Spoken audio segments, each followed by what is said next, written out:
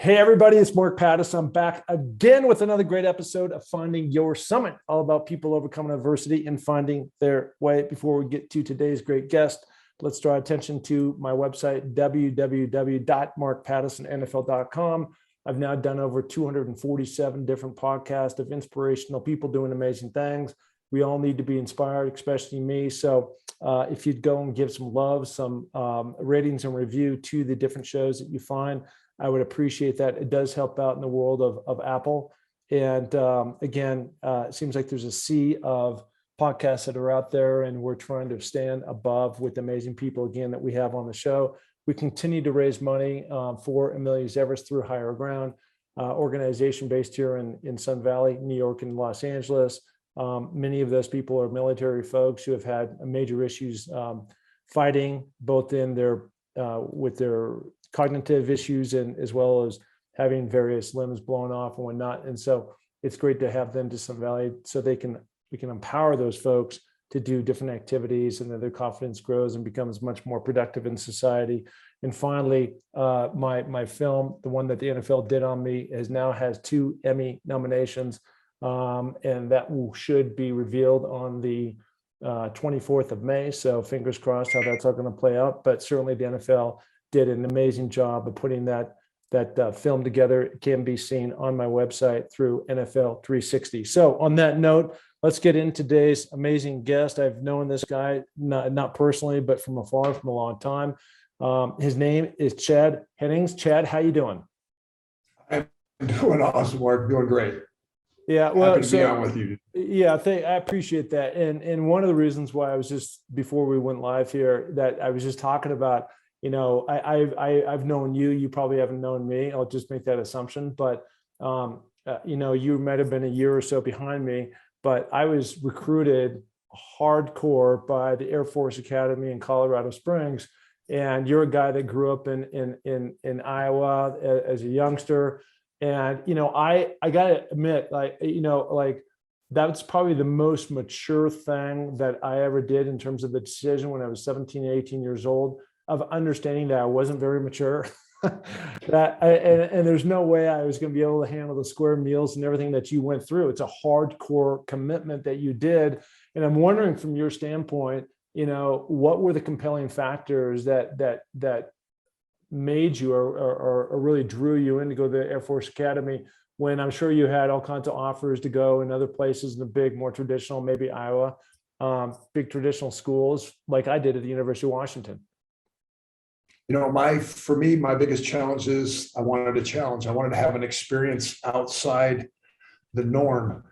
I wasn't, growing up in a small rural community in the east central part of the state of Iowa. I was recruited by Iowa State, but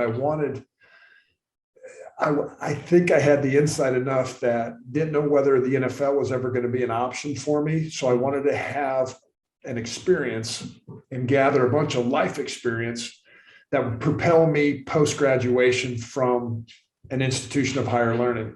And going to a service academy, I had the opportunity ultimately to fly jets or do whatever I wanted to be as an active duty officer. So for me, it was all about the experience. It was all about, I think, Mark, too, testing, quote unquote, to see if I had the right stuff, to see if I had it within me. It was a personal challenge. And that was something for me that I always grew up. My parents instilled that in me at a young age, was to continue to push myself, set goals, work hard to achieve those goals. And, Service Academy was perfect for me.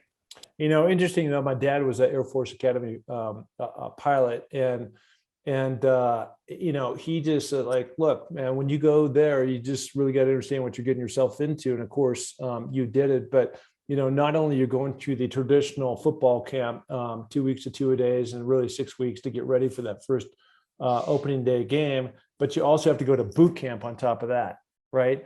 And I'm sure going through boot camp, I'm not sure which was harder. I'm going to assume the military boot camp was, but I mean, it's hardcore. And again, you got to be really mindful and have that mindset that, this is what you're taking on. You just mentioned that latter part, mindset. And that for me was what going through basic training was more so a mind game than the physical aspect. Anybody that has gone through a training camp or is prepared or participated in a high school athletic program or in a collegiate athletic program, you can make it through basic training. The physical aspect, granted, less sleep, early morning wake ups, reveille, etc. But it was the mind game. It was the grind. It was the day-to-day monotony of having to get up and just push through and exceed. And that's where I learned a lot about myself, and I learned a lot about, life. And that's what the military teaches a lot, especially when you get into special forces, as well as I think pilot training too, is embrace the suck. I know what you did as, climbing mountains and stuff. Man, some days you don't want to do it. You don't want to be there, but you got to do it. And it's a mind game then. You've got to push yourself through that adversity to try to accomplish and achieve whatever you've set your mind out to. Yeah, I really believe, and I'm sure you have a similar philosophy, that to embrace the suck, you physically have to be ready in order to have that powerful mindset. Like, I don't think it works the other way around. In other words, I don't think you can read a book on how to be a strong-minded person and embrace the suck without having your body fall along with that.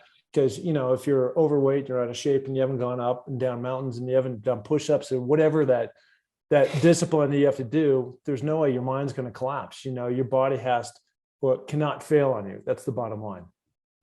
Yeah, I fully believe we are holistic beings, mind, body, and spirit, man. They all have to be in tandem together. Yeah, no, you're right on with that. So when you go to the Air Force Academy, it's really a 8-year commitment, right? So you've got your 4 years of undergrad, and you're going through and you're learning, you're playing football, you're doing all these things. And then you're coming out and you're going for another at least 4, right? In terms of now you get to go so fly. Minimum of 5 years. It's a minimum of 5 years. Yeah. Okay.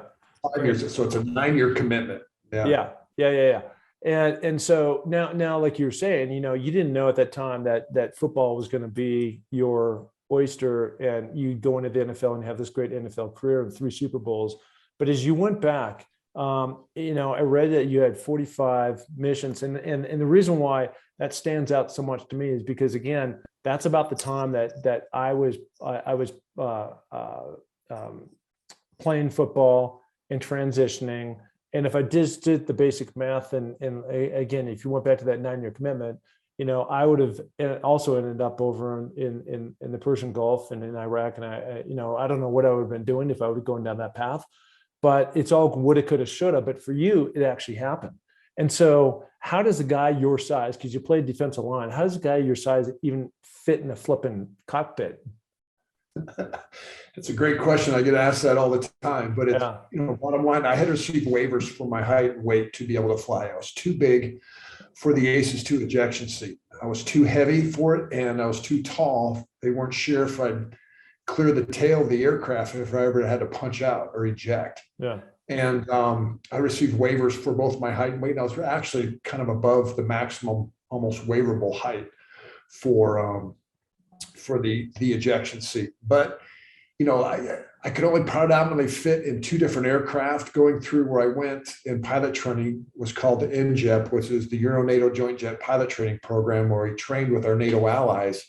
It was located at Shepherd Air Force Base in Wichita Falls, Texas. When you get out of there at that time, you were going to fly fighters. So I could only fit into an F-15 or an A-10. And my instructors knew my personality as a defensive lineman, that they knew basically my dream plane was the A-10, the Warthog, which is close air support aircraft. It was fly low, fly slow, and pack a mean punch. The whole plane was designed around a 30-millimeter Gatling gun called a Gal-8 Avenger that, shot depleted uranium tip bullets at 4,000 rounds a minute. And the whole purpose of that aircraft was to shoot tanks, in a Central European Cold War scenario. But, I could fit like a glove in there. There was not much room, but for the mission that we flew, all those, you mentioned 45 missions that I flew in Northern Iraq and provide comfort in the latter part of the first Gulf War. Talk about a character builder too, that by the time I got to the NFL, what are you going to do to me? I mean, from a mental game perspective, I've flown, I've led missions in combat as a flight lead. I've, been through pilot training. I've done all these different things. The only question for me at that point in time in the transition was, can I physically play? Yeah. So, we're all watching the horrific actions by the Russians against the Ukrainians, and certainly they could use somebody, like you flying an A-10 and taking out a lot of those different tanks. Going back in the day, though, for you, did you provide support as well as take out some of these different tanks, or were you providing support in case a tank came by, but you never had to do that?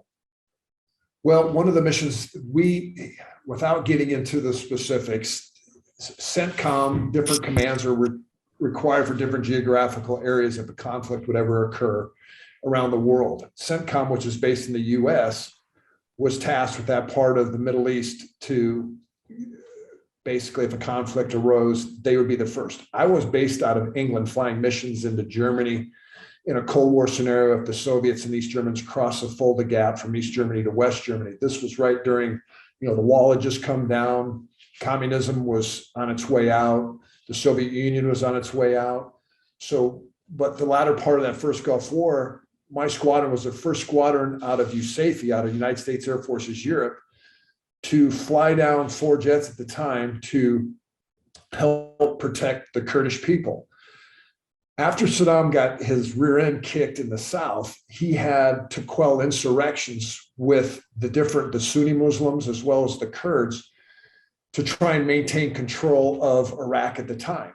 And the Kurds were part of northern Iraq, kind of northeastern part of Syria, northwestern part of Iran, and then southern Turkey, southeastern Turkey. That's kind of classified as Kurdistan. And a couple of years prior to this, Saddam Hussein had dropped chemical weapons, mustard gas, on a couple of Kurdish villages. And the Kurds were so fearful that he was going to do it again, drop chemical weapons.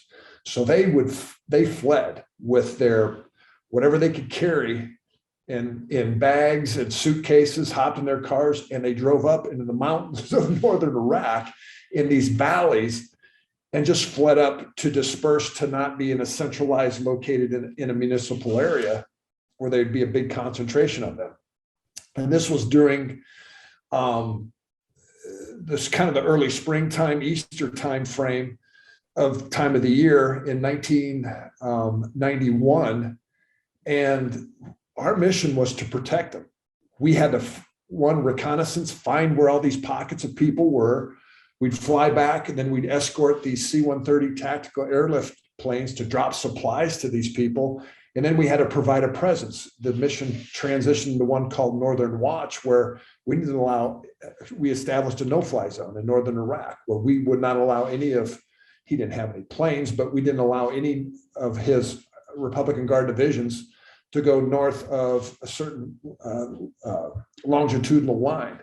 And we were there. I spent 6 months, 2-3 month stints flying those missions all over Turkey and into northern Iraq, protecting the Kurdish people and to protect them from, potential harm or conflict in the future.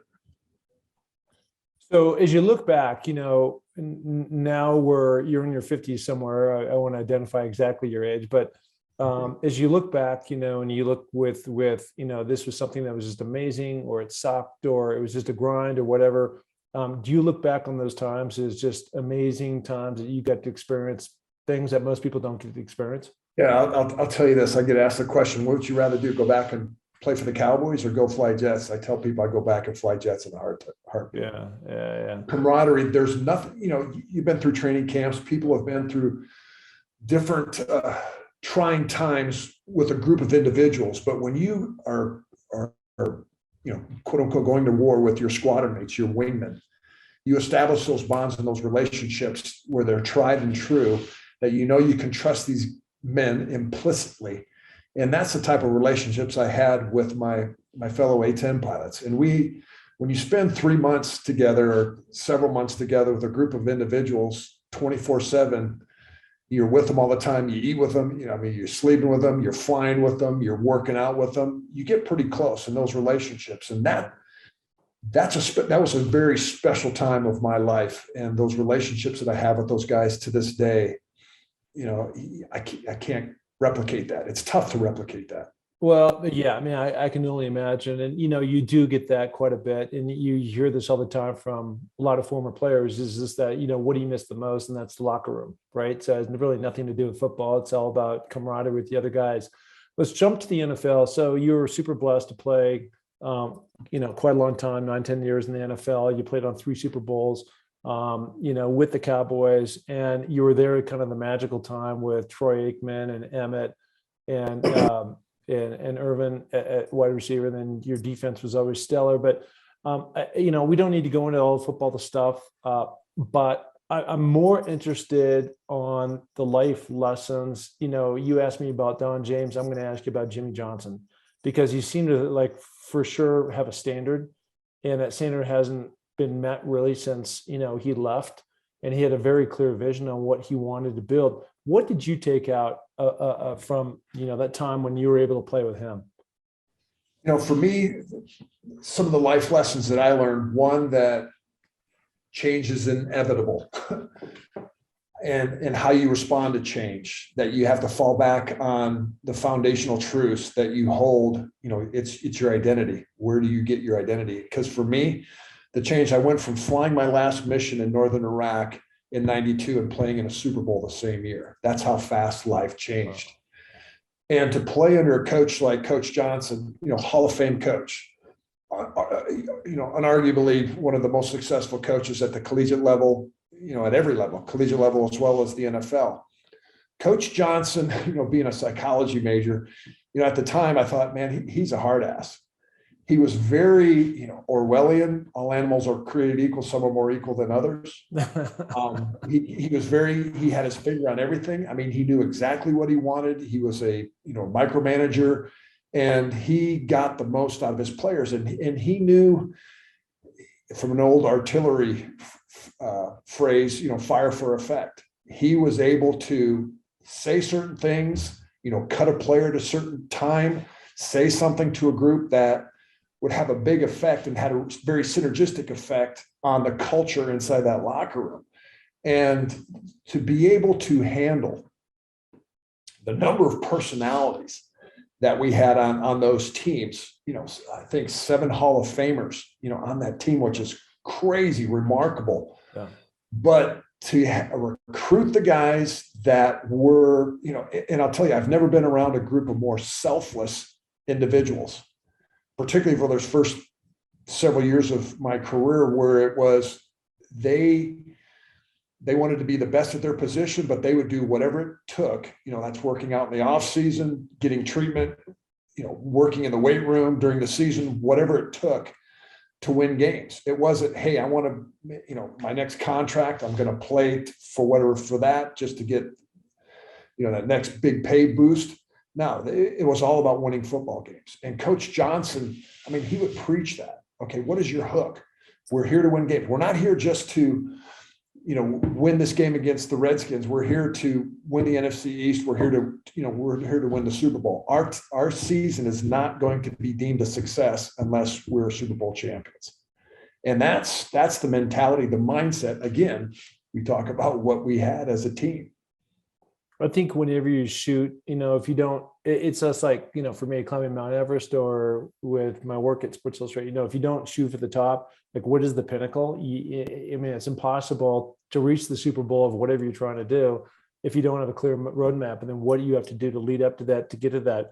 I think, you've been able to do these really amazing things, from your military to your football career to being in Super Bowls.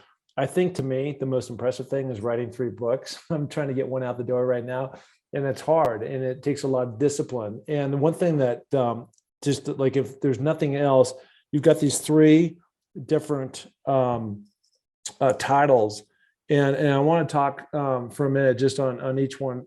Forces of character, rules of engagement, and it takes commitment. And when you're talking about forces of character, I think you're talking about you interviewing a lot of different individuals that you've been able to rub shoulders. I've been able to be in the same position as well. The rules of engagement, that's really wrapped around life lessons, and then it takes the commitment and what it takes to be a winner. And if we kind of go back to the origins of that first book that you wrote, like, what was your intention on the other side? What have you been trying to accomplish by writing these things? Has it been something that you've just, you're connected to all these different people and have these great, life experiences that you want to share, or you're trying to say, look, people, I want to try to help better the world? For me, it was, for those people that want to be an author, my advice to them is make sure you have a story to tell. Make sure you're passionate about the topic that you want to write about, and you've got an actual message or something that you want to get out to the world. For me, with that first book, I was approached by Multnomah publishers because of my life, making it through from a farm boy to the academy, flying jets, being drafted to play in the NFL, postponing that to fulfill a commitment, and then playing in the NFL eventually. It was my virtue that I've instilled my whole life, was the aspect of commitment, follow through. Your word is your bond. And that's what I wanted to relay. And it's kind of autobiographical, and that was probably the easier book to write, because it's just telling your story and what motivated you, what's passionate for you. And for me, it was, as a Christian, as that's my faith, my identity. That's what I wanted to get the message across to a lot of people, is that if you want to succeed in anything in life, everybody wants to be a Super Bowl champion, but are you willing to pay the price? Do that. And it takes what we've alluded to, the hard work, the physical training, the mental preparation, the relationships, and it's a holistic journey. I think you're right on. You're spot on with that. And it's one thing to say it, and it's another thing to do it, because where you have commitment also is aligned with sacrifice, and the sacrifice of what are you willing? I mean, everybody wants to be a rock star, right? But if you're not willing to actually go through all those steps, and that's missing a lot of parties or whatever, people like to do, it's really hard to get to where that you want to be. You talked about yourself as a Christian and family man. How has this trickled down into your personal life? I'm not talking about your professional life and going out and doing the right thing, maybe helping a little old lady across the street, but in terms of your relationship with your own family, of being that North Star and somebody that people can look up to. That was, when I had kids, I realized what my legacy is, that, I'm not going to be celebrity, and fame is fickle, and it's a mist. It's just a burst in a period of time. Yeah. And I realized that my true legacy is in my children, and the lessons that, those that I mentor, or those that I disciple, those individuals that I have an impact in my relationships. That's what lasts, because they then passed on those life lessons and that knowledge, that wisdom, to others. So for me, how that translated was, if I'm going to be a man of my word, and a man who I profess to be, the man who I profess to be, I got to make sure, as it talks about in the Bible too, that I have to man that runs my household well. Mm-hmm. I have to love my wife. I have to care for her, that I have to be a good steward of my resources, that I have to train, my kids in the way that they should go. And for me, that's more important than any accolade or any amount of money or material possessions that I could accumulate, because I could have conquered the whole world, but if I don't have my family, and I'm not loved, I mean, all that other stuff is for naught. Why? I'm a banging gong or cymbal at that point in time. I think we all need mentors. So let's fast forward to today, right? And I think that positivity that go into that you're surrounded by, right? Your individuals. Where do you get your dose of I guess I'll use the word again, positivity, of people who are helping you get better? Is it the church, or do you surround yourself with the right kind of friends? Are there podcasts, are there books? I mean, what is that feed that takes you in? Because, if you're not growing, you're dying, right? And we all need to grow. Yeah. We can't just self-grow. You need kind of your people around you or things around you to help elevate yourself. All the above. There's several quotes that I live by, he who walks with wise men will be wise. I wrote about that as one of the tenets that I've shared with my kids. It's like, you're known by your relationships. Who are your mentors? Who are your friends? If they're not building you up, if they're not edifying you, question as to who they are. Machiavelli has another one. The best indication of any man's character is by the company in which he keeps. Mm-hmm. Your relationships tell everything about you. So for me, it's surrounding myself with my wingmen, individuals that, like I mentioned, the guys that I've, flew jets with, that, going through life, we all need those relationships that can be honest and truthful with us, that we can be transparent, that we can share with others that, hey, today, man, I'm not holding it together. I need to talk. I just need to get something off my chest. And that's, particularly for men today, to kind of open up the kimono and break down the facade of our relationships. That's, sometimes just, we're not holding it all together. That's, you talk about post-traumatic stress for guys, veterans that are coming back from downrange in Iraq and Afghanistan. They always talk, the number one treatment is the ability to share, to be empathetic, to open up to others. Mm-hmm. So for me, it's surrounding myself with my wingmen. It's church. My church family is extremely important to me. It's a sign of, it's my harbor where I go get restored and replenished, but I'm a voracious reader too. I love books on social psychology. I have several authors that I follow, and I listening to podcasts, etc. But I like a lot of the old school writers that have written several hundred years ago, because it's kind of that's truth that translates through all time and all different cultures. And I love to read biographies too. I love to read about leaders and how they did things, things they did well and things they didn't do so well, to learn from them. Yeah, I love all that. And in terms of what you're doing today, you've always achieved at a high level. What is like keeping you up at, I don't know, I'm not going to say it, keeping you up at night, but what thing out there right now has you hard charging about, your purpose, your why? My purpose, my why right now is I started a men's ministry called Wingman about 17 years ago. And the whole thing is regarding discipleship, getting guys in small groups to do what I've just alluded to. And what keeps me up at night and causes me concern is our young men of today. Young men, unfortunately, divorce in certain demographics is, growing up in single families of 70% of just having one parent in the home. It's young men that they're told that they're irrelevant, that there's toxic masculinity. I could go on, but it's talking with young men about what it means to be a man. From a biblical perspective, what does it mean to be a man? And what are you called to do as a man? To be a good steward, etc. And it's okay to be masculine. Man, I grew up watching John Wayne, had the opportunity to meet Sylvester Stallone when he was filming Rambo. Yeah. Those are the guys, John Wayne, Gary Cooper, those are the guys I aspired to be, that fighter pilot, that professional athlete, individuals that were extremely masculine. And now we're telling our young men, you don't have to do that, and don't be that way. Don't want to sacrifice and to fight for the greater good. Man, that's as far from the truth as we can get. And that's, for me, is what motivates me. I have a commercial real estate company. That's the day-to-day job, but the passion for me is speaking to groups and just mentoring young men about what it means to be a man. Yeah, no, I love that. And I think something that you said earlier, and if for any of you that have watched the NFL film that they did on my Everest journey, it's not about Mark being an ex-athlete climbing a mountain. It's really about all the stuff that's underneath there.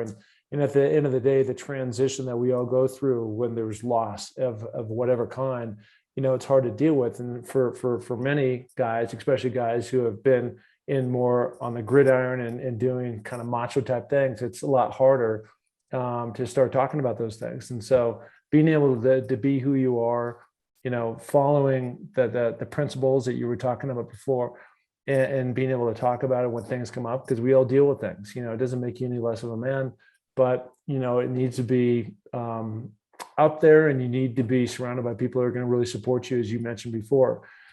Chad, where can people find you? I keep it simple like you, Mark. It's just, I have a website, chadhennings.com, and they can email me, chad@chadhennings.com. I'm a lineman and a former A-10 fighter pilot. Life has to be simple. Yeah, no, I got the same thing. My website is fairly simple. But listen, man, Thank you so much for coming on. You're a blessing. It's these types of podcasts I continue to try to put out of great messaging. In some cases, there's people overcoming adversity, finding their way, but at the end of the day, we're all in the same together. And so just these little bits of inspiration, I think, help pull everybody up. And so I so appreciate you coming on and doing that. My pleasure. Keep on keeping on what you're doing too. All right, buddy. There he is, the one, the only Chad Hennings. Thank you.